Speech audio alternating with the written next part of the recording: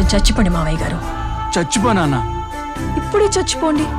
చచ్చిపోనన్నా, మీకు తెలియకుండానే మీ ప్రాణం పోయేలా చేస్తామండి.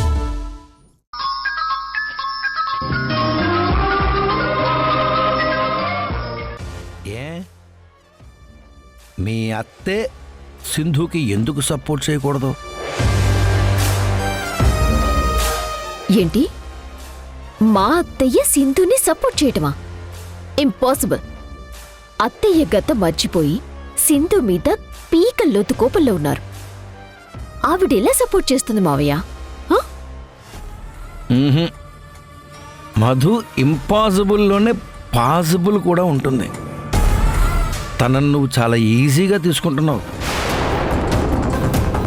సింధు గురించి, దమయంతి గురించి నీకు తెలిసింది చాలా తక్కువమ్మా. వాళ్ళంత ఈజీగా నీకు భయపడే మనుషులు గారు. ఇద్దరే హేమాహేమీలు. ఖచ్చితంగా అత్తాకోడలిద్దరూ కలిసే ఇదంతా చేస్తున్నారు. లేదు మావయ్య, సింధు అత్తయ్య కలిసిపోయారని నేననుకోవటం లేదు. నువ్వనుకున్నవన్నీ నిజాలు అవ్వాలి అని రూలేమన్నా ఉందా మధు? మనం అనుకోని వాటిలో కూడా మనకి తెలియని ఎన్నో నిజాలు దాగుంటాయి. కనిపెట్టు. ఖచ్చితంగా ఆ డబ్బు సింధు దగ్గరే ఉండొచ్చు. ఆ విషయం మీ అత్తకు కూడా తెలిసే ఉండొచ్చు. ఎందుకంటే నీ బారి నుండి ఒకసారి మీ అత్తయ్యని ఆ సింధుయే కాపాడిందని చెప్పావు కదా. ఆ బాండింగే వాళ్ళని కలిపి ఉండొచ్చు. సింధు దగ్గర ఆ డబ్బు ఉన్నంత వరకు నువ్వు ప్రమాదంలో ఉన్నట్టే. ఇన్నాళ్ళు నువ్వు నేను కలిసి వేసిన ప్లాన్స్ అన్నీ వేస్ట్ అయిపోతాయి మధు. నేను జైల్లో అనుభవించిన నరకానికి, నీ తల్లిదండ్రులను పోగొట్టుకుని ఇన్నాళ్ళు ఓ అనాథగా నువ్వు అనుభవించిన కష్టాలకి, బాధలకి అర్థం లేకుండా పోతుంది మధు. వాళ్ళింట్లో వాళ్ళ మధ్య ఏం జరుగుతుందో నువ్వు క్లారిటీగా తెలుసుకో. ఆ తర్వాత కథ ఎలా నడిపించాలో నేను చూసుకుంటాను. మీ అత్తయ్య మారిందంటే యశ్ కూడా మారే అవకాశం ఉంది. ఎట్టి పరిస్థితుల్లో సింధు యశ్ మళ్ళీ కలవకూడదు. గుర్తుంచుకో. మావయ్య, నీ అనుమానమే నిజమైతే నన్ను కన్న తల్లిదండ్రుల ముఖాన్ని కూడా నన్ను చూడకుండా చేసిన ఆ కుటుంబాన్ని వదలను. నేను అనుభవించిన నరకయాతన వాళ్ళు అనుభవించేలా చేస్తాను.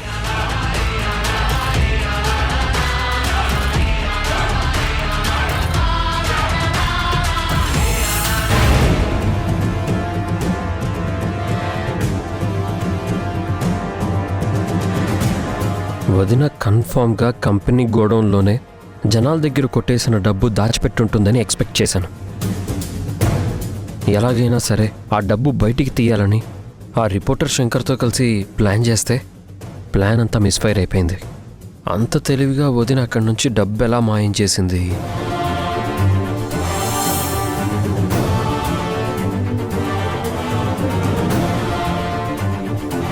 ఆ డబ్బంతా గోడౌన్లోనే ఉందని అనవసరంగా నేనే భ్రమపడ్డానా? వదిన ఆ డబ్బు వేరే ప్లేస్లో దాచిందా? ఆ ప్లేస్ ఏమై ఉంటుంది? కంపెనీ అకౌంట్లో వదిన చూపించిన అమౌంట్ అంతా ఫేక్. మరి ఒరిజినల్ అమౌంట్ అంతా ఎక్కడ పెట్టేసింది? ఫ్లాట్స్ కన్స్ట్రక్షన్ త్వరగా కంప్లీట్ చేసి హ్యాండ్ ఓవర్ చేయకపోతే అందరినీ కలుపుకొని ధర్నా చేస్తానని సింధు వదిన్ని రెచ్చగొట్టి నాకు ఫేవర్ చేసింది.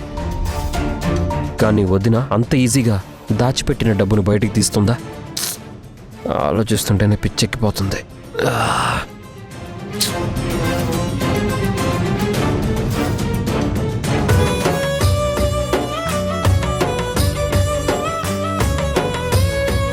ఈ టైంలో సింధు నా పక్కనే ఉంటే బాగుంటు.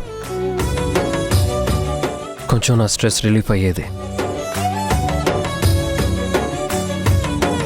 ఈ కవర్ పేజ్ మీద నేను సింధు కలిసి ఉన్నట్టే జీవితంలో కూడా ఇద్దరం కలిసి హ్యాపీగా ఉండే రోజు ఎప్పుడు వస్తుందో ఏంటో. సింధుని క్యారేజ్ తీసుకుని ఆఫీస్కి రమ్మంటే సరిపోతుంది కదా. తనతో కాసేపు హాయిగా టైం స్పెండ్ చేయొచ్చు.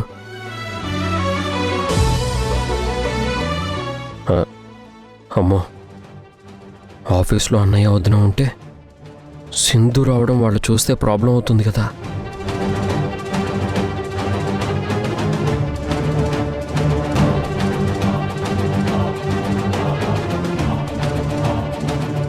వదిన అన్నయ్య ఆఫీస్కి రాలేదు. ఓకే, సింధుని ఇప్పుడు పిలవచ్చు.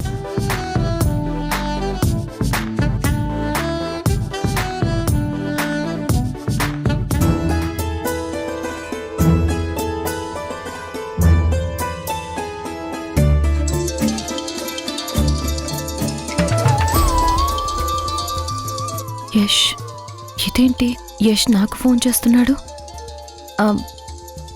అత్తయ్య, మీ అబ్బాయి ఎందుకో నాకు ఫోన్ చేస్తున్నాడు. యశే కదా ఫోన్ చేసింది, దానికెందుకంత కంగారు పడతావు? లిఫ్ట్ చేసి మాట్లాడు. అలాగే అత్తయ్య. స్పీకర్ ఆన్ చేయమ్మా.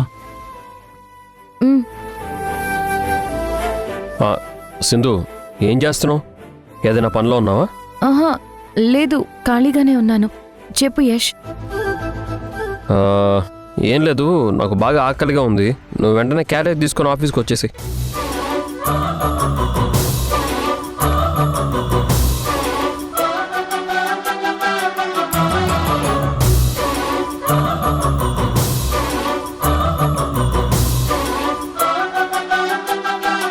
ఏంటి యష్, నేను నీకు క్యారేజ్ తీసుకురావాలా?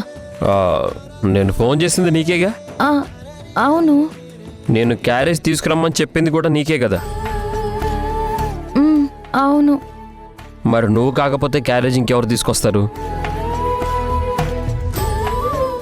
సింధు, తెస్తానని చెప్పు. చెప్పు చెప్పు. సరే యష్, క్యారేజ్ తీసుకుని వస్తాను. త్వరగా రా, లేట్ చేయకు. అలాగే యష్. నా భార్యతో టైం స్పెండ్ చేయడానికి ఒక మంచి ప్రైవేట్ స్పేస్ దొరికింది.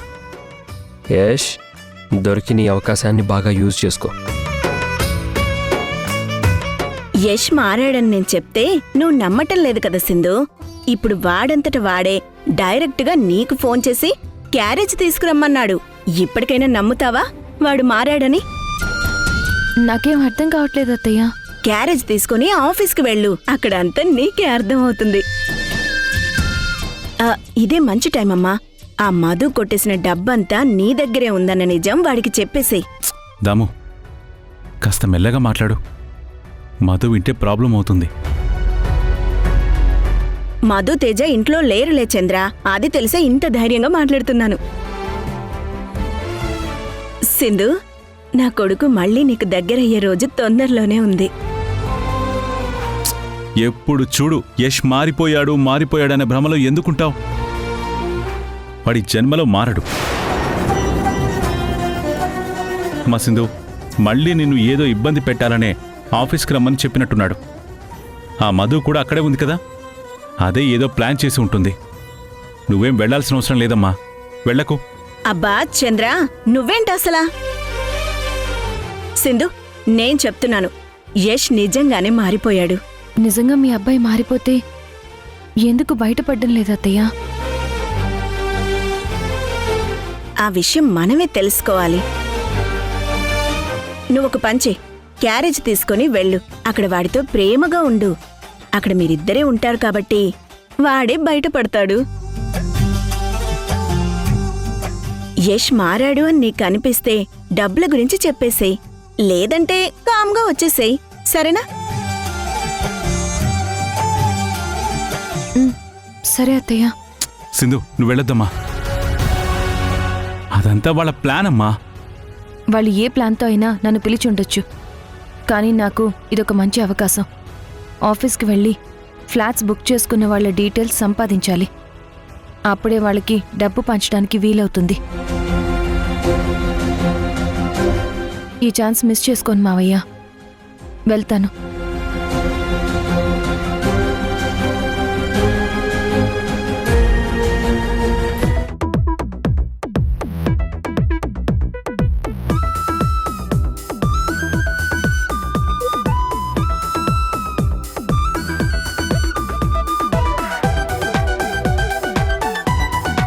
తొందరగా రమ్మని చెప్పాను కదా. సింధు ఏంటి ఇంకా రాలేదు?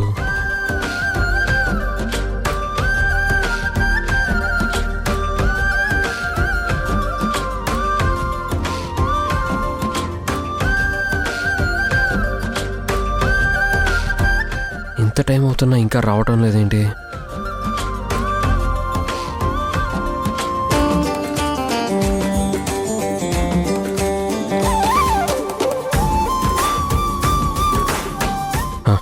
సింధు వచ్చేసింది.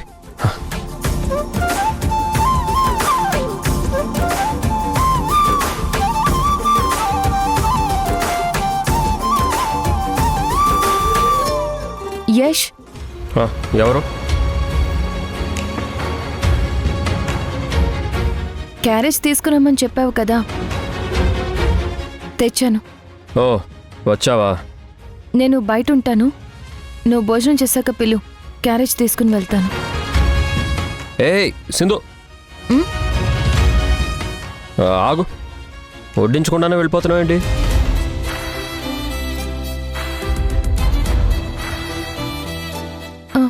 సరే, వడ్డిస్తాను.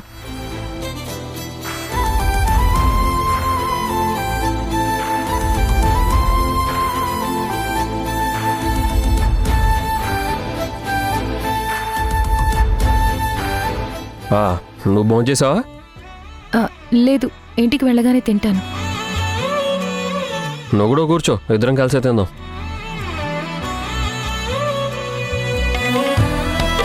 ఒకే ప్లేట్ ఉంది, ఇప్పుడు ఇద్దరం తినాలంటే ఎలా? వద్దులే యష్, నువ్వు తినేసే, నేను ఇంటికి వెళ్ళి తింటానులే. ఏ, నాతో కలిసి తినడం నీకు ఇష్టం లేదా? ఇష్టం లేక కాదు, ఒకటే ప్లేట్ తెచ్చాను, రెండో ప్లేట్ లేదు కదా, అందుకని ఇంటికి వెళ్ళి తింటానట్టున్నావా? అసలు నీకు బుద్ధి ఉందా? టైంకి తినాలి కదా. పర్లేదులే, ఒకే ప్లేట్లో ఇద్దరం తిందాం.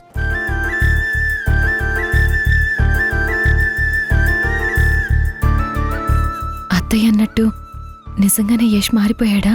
ఈ మార్పు నిజమైతే బావుణ్ణు. ఎలా అయినా సరే యష్ మారాడో లేదో అన్నది ఇక్కడే తెలుసుకోవాలి.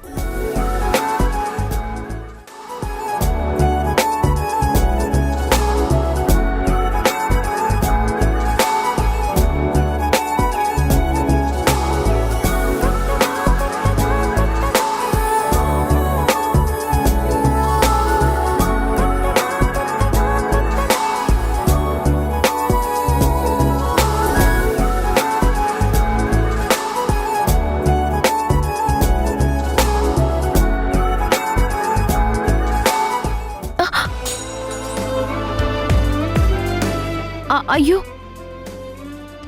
అయ్యో,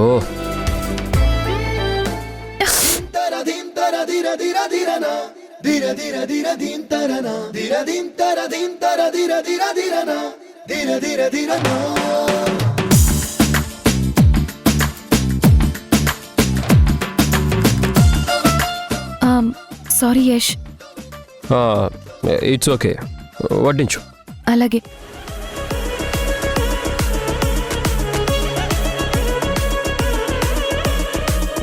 యష్ మారాడో లేదో అన్నది ఎలా కనిపెట్టాలి? తన ప్లాన్ ఉంటే బాగున్నా.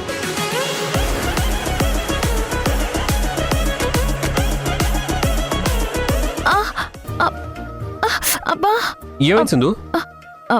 చెయ్యి నొప్పిగా ఉంది. దేనికి? ఇందాక కార్ డోర్ వేస్తుంటే చూసుకోకుండా వేలు డోర్లో పడి ప్రెస్ అయింది. ఏది చూపించు.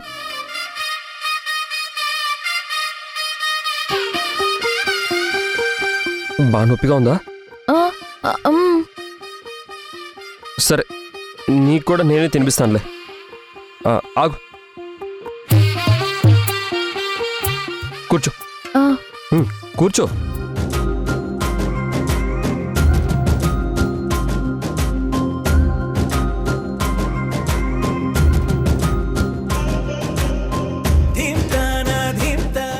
తిను.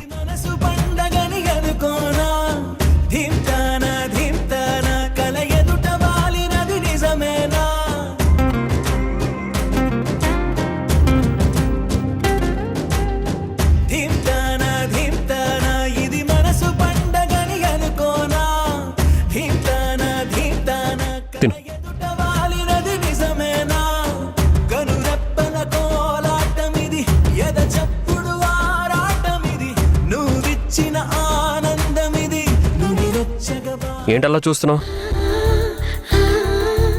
ఓ, నేను నా చేతులతో కలిపి పెడుతున్నానా? ఏదో పొరపాటున స్పూన్ కింద పడిపోయింది కదా, అందుకే నా చేతితో తినిపించాల్సి వస్తుంది. పట్టు.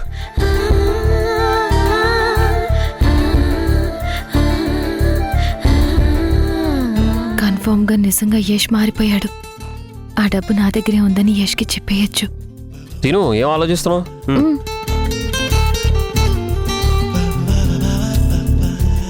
యష్, నీతో ఒక విషయం చెప్పాలి. తర్వాత చెప్పచ్చులే, ముందు నువ్వు తిను.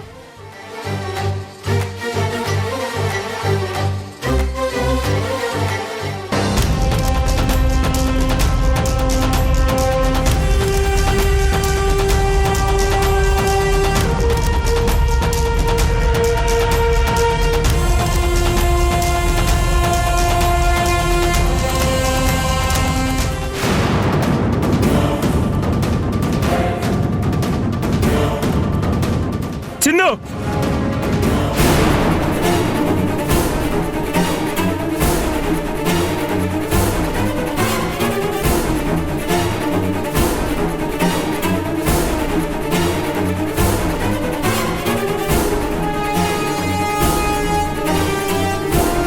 నేను సింధుతో క్లోజ్గా ఉండడం అన్నయ్య చూసేశాడు. ఇప్పుడు ఎలా కవర్ చేయాలి? నిన్ను ఆఫీస్కి రావద్దని మధు మా తమ్ముడు నీకు చెప్పారు కదా, మళ్ళీ ఎందుకు వచ్చావు? మీ తమ్ముడే రమ్మన్నాడు, అందుకే వచ్చాను. ఏంట్రా యష్, నువ్వే సింధుని రమ్మన్నావా? అవునన్నయ్య, నేనే క్యారేజ్ తీసుకొని రమ్మన్నాను. సింధుని నువ్వు రమ్మనడం ఏంట్రా? ఇంట్లో అందరి పనులు చూసుకునేది సింధునే కదన్నయ్య, అందుకే క్యారేజ్ తీసుకొని రమ్మని చెప్పాను.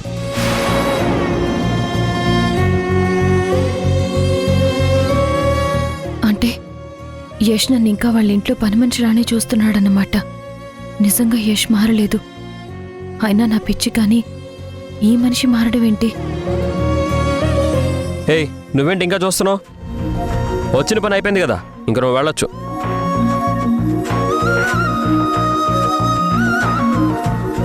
ఏయ్, వెళ్ళు.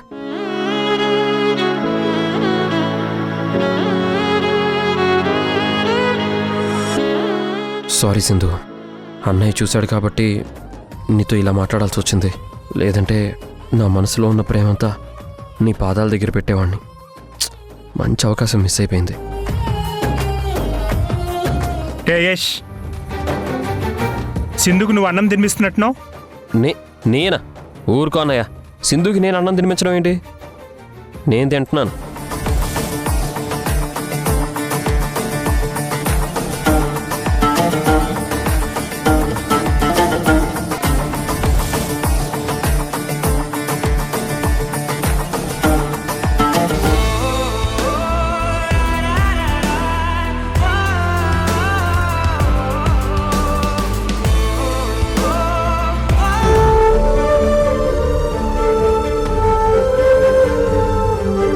ఇంకా నయ్యో, యష్ మారాడనుకుని తొందరపడి ఆ డబ్బు నా దగ్గరే ఉందని చెప్పలేదు. చెప్పుంటే నేను వాళ్ళ వదిన దగ్గర ఆ డబ్బు దొంగతనం చేశానని నా మీద నింద వేసేవాడు.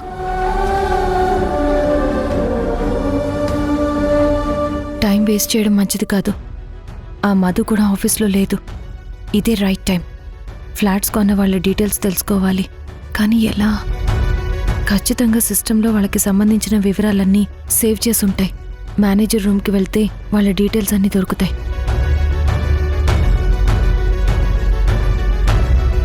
ఈ మేనేజర్ని ఎలా బయటికి పంపించాలి?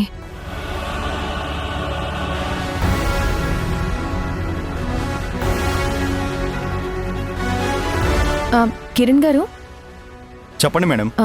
లాస్ట్ ఇయర్ మెటీరియల్ పర్చేస్ చేసిన ఫైల్ తీసుకురమ్మని యష్ చెప్పాడు. ఆ ఫైల్ వెతకాలంటే చాలా టైం పడుతుంది మేడం.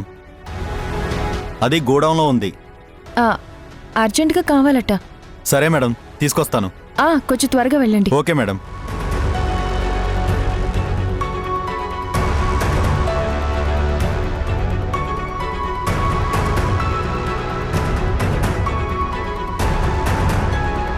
ఫ్లాట్స్ కొన్న వాళ్ళ డీటెయిల్స్ ఉన్న ఫోల్డర్ ఇదే. లిస్ట్లో ఎంతమంది ఉన్నారో చూడాలి. ఈ లిస్ట్ వెంటనే ప్రింట్అవుట్ తీసుకోవాలి.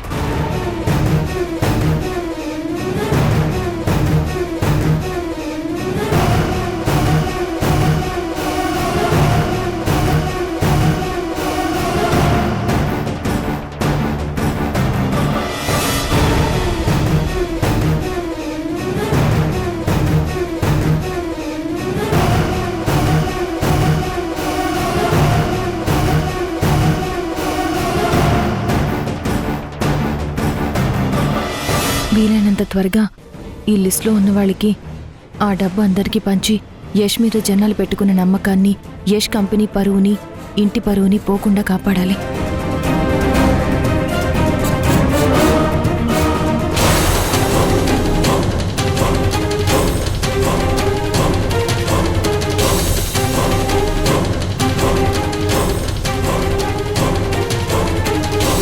అసలు నీకు సిగ్గనేదే లేదా?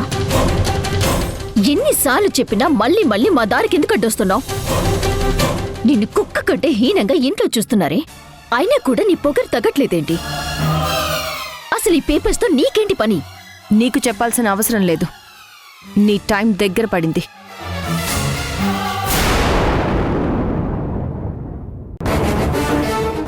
అత్తయ్య, అత్తయ్య ఎందుకు కొడుతున్నారు? ఏమి దరిద్రపు కొట్టుదానా, దుర్మార్గురాలా! నిన్ను నమ్మినందుకు నన్నే మోసం చేస్తావా? నా కుటుంబాన్ని నాశనం చేయాలని చూస్తావా? అమ్మా ఆగమ్మా, ఏంటమ్మా ఇది? ఎందుకమ్మా మధుని కొడుతున్నావు? నిన్ను కూడా కొట్టాలి.